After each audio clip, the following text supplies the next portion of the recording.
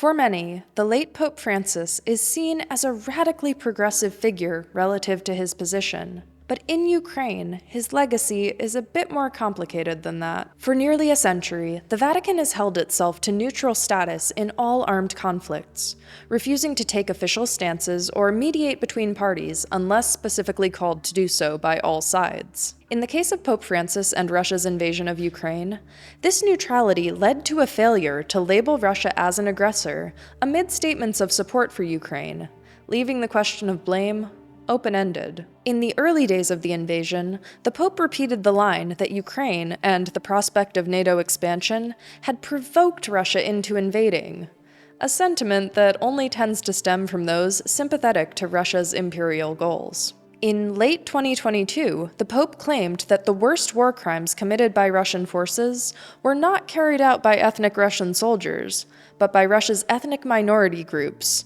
a move that reeks of Kremlin propaganda and also is blatantly false.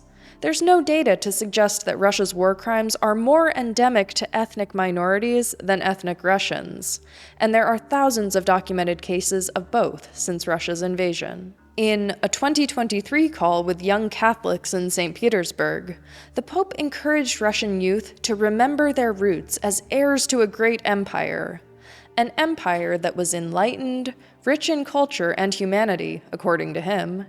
He followed it up by encouraging his subjects to never abandon this heritage, to move forward with this, and thank you for the way you are, for your way of being Russian.